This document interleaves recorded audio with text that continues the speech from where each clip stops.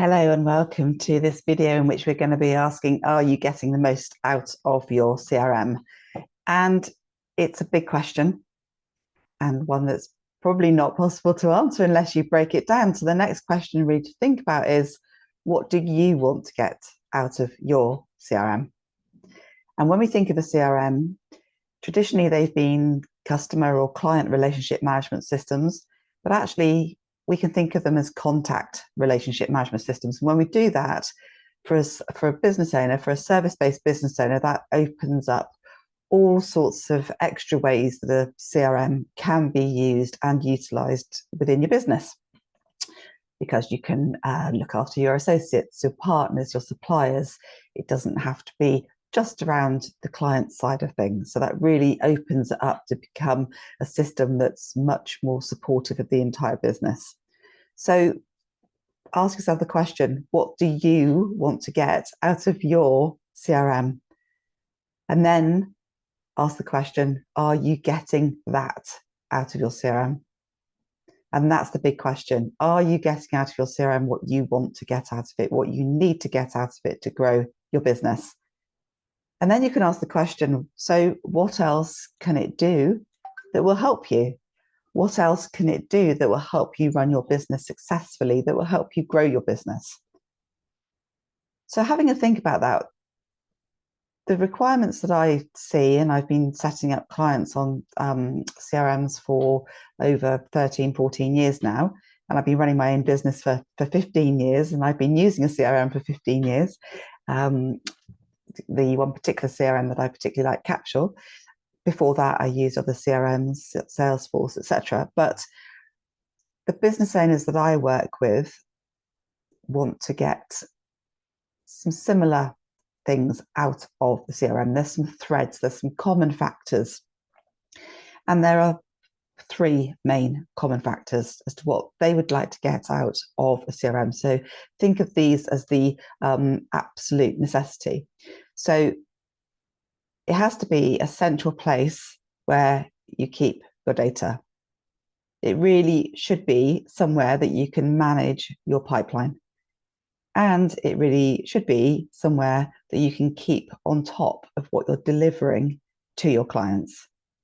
So three main things there. And when it is those three main things, it becomes a central place of truth, a central source of truth, or a single source of truth, as some people say. But in addition to that, it's also somewhere where you can look after your partners, your associates, your suppliers. So there are extra things that we can do with our CRM, and there are many things on top of that that we can do as well. And we always design a CRM thinking about what we want to get out of it. It's absolutely vital to think of it in that way. But when it is a central place to keep all of your data, when it is somewhere that you can manage your pipeline, and when it is somewhere that you can look after your clients, then it does become a single source of truth. Whether you're a solopreneur or whether you have a team supporting you, whether you're a member of a team, it becomes that single source of truth, which is so vital. So what else do we want and need a CRM to be? We want it to give us those things that we've just looked at, but we want it also to be a selection of other things. We want it to be easily accessible, either when we're at our desk, at our laptops, or when we're out and about, so to be able to access the CRM from any type of mobile device. We want it to be simple to use. If it's too complicated, we're just not going to use it. If it's nice and simple, the brain engages with it, we emotionally connect, we see the benefits of it, and we're much more likely to use it, and we're much more likely to encourage our teams to use it and ask our teams to use it and have them use it. It has to be simple to adapt, because businesses grow and businesses need to adapt. So we want to have a CRM that we can add extra bits and pieces to. When we design a CRM, we want it to be as complete and support our business as much as possible, because unpicking a CRM is really painful. But when we think of a CRM as we grow, we want it to be able to grow with us. So we need to be able to add bits and pieces to it. And we, most importantly, want it to be cost effective.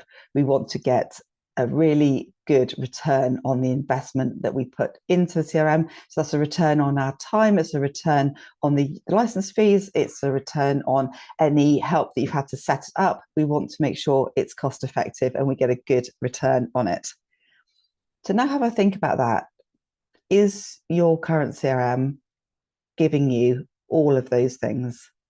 And it's a really good time just to self-reflect and think about your own system. Is it giving you all of those things? Okay, so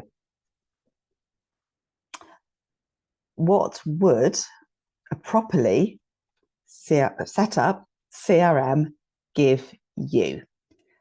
Well, there are four main things that it will give you. The first one is that it will give you an increase in revenue, because it will enable you to contact the right people at the right time, because you've built your customer journey into it. It will enable you to manage your pipeline, so we would lose less sales, therefore increase revenue. It allows us to move the opportunities along the sales process, which means we've got a better chance of converting those conversations into actual work. As I said just a few minutes ago, the entire customer journey is supported in a good CRM, a well set up CRM.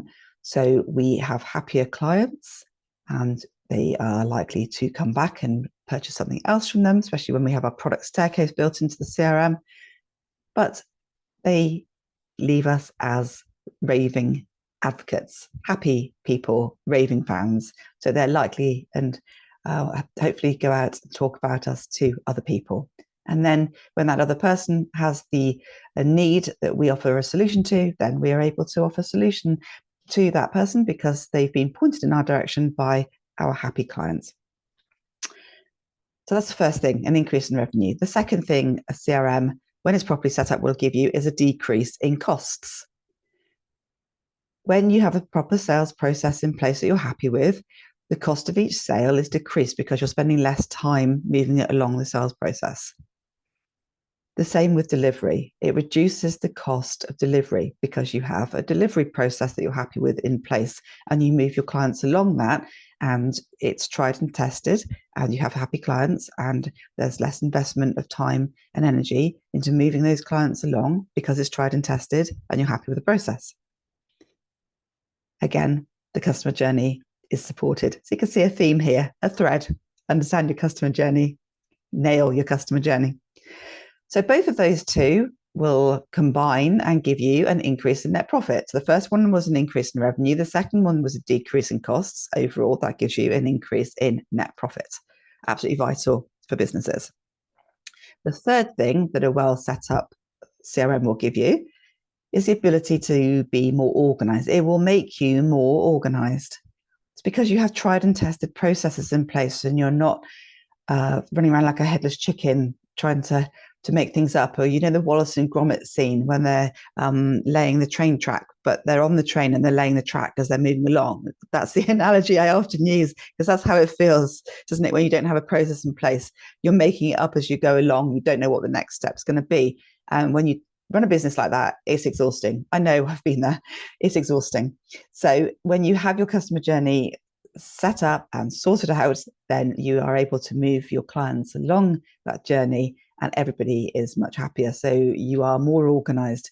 So being more organized, what does that give you? It's nice to think you're more organized, but when you break that down, it's even nicer. Being more organized gives you more time. It makes you more productive. It enables you to be more productive.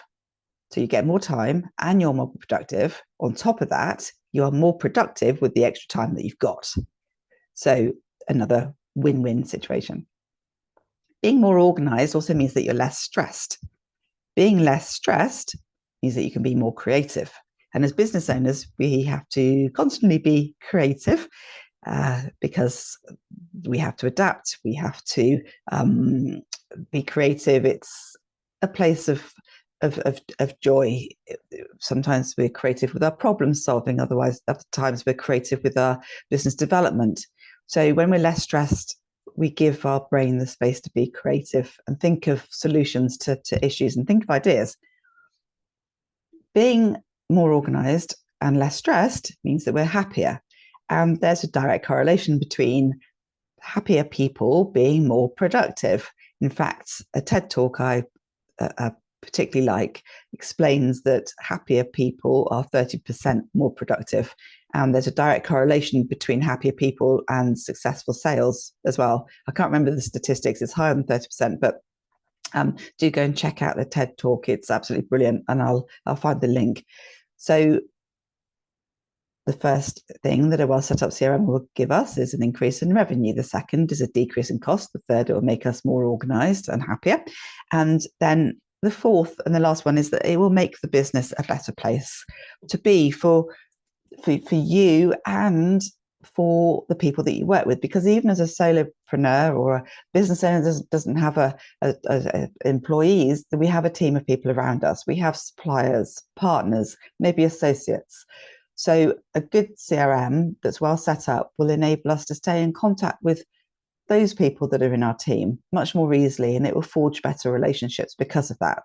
So that's another huge benefit, huge bonus to having a well set up CRM. So again, think about your CRM. Is it giving you all of that? Are there tweaks that you can make to it to help it give you more of these things? But how do we get that CRM to be set up in a way that gives us all of what we just talked about?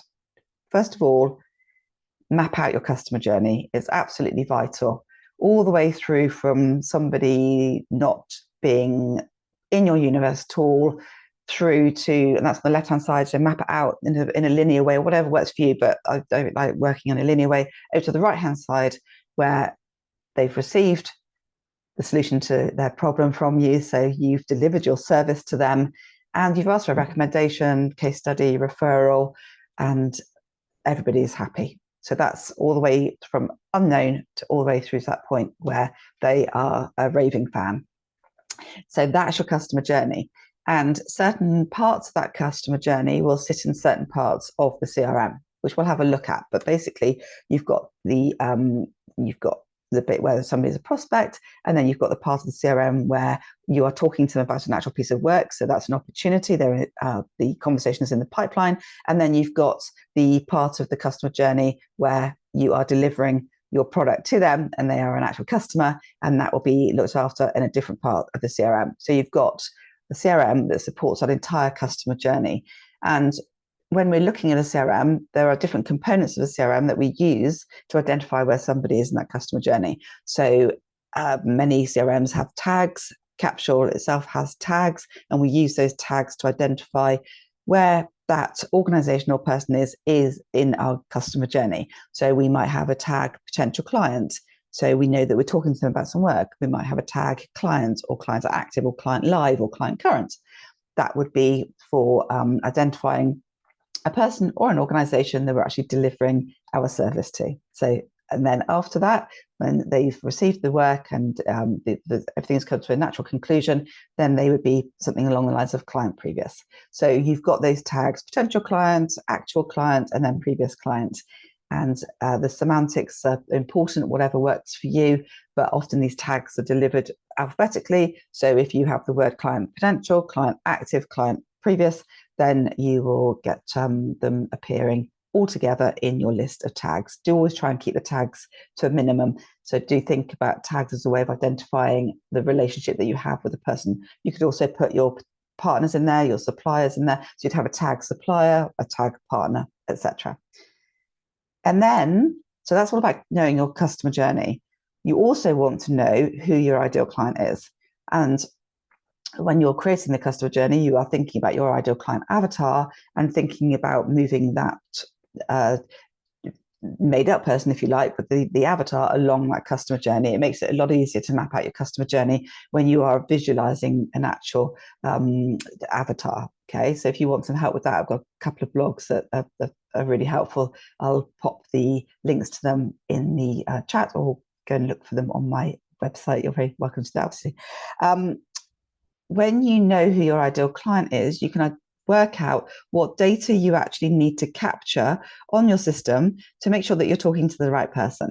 So if you only want to talk to business owners, then you'd need to find a way of identifying that somebody is a business owner. If you only want to deal with HR directors, then you would find some way of identifying HR directors on your system. And custom fields are very good for this. Custom fields often are used to capture more static information like industry. So say you only wanted to work with HR directors who are in the pharmaceuticals industry, then you would have a custom field which was industry. One of those industry choices would be pharmaceuticals. Other ones, maybe travel or manufacturing or whatever, would also be in that list, but you would be able to then see which of your contacts are in which industry, and you would be able to segment them accordingly. Okay, so by being able to segment your data, it means that you can talk to the right people at the right time, which feeds into increasing revenue. So 2 things there: nail your customer journey, identify who your ideal client is. I hope you found it useful. Do subscribe to my channel and check out my other help videos if you'd like to. Thanks for watching.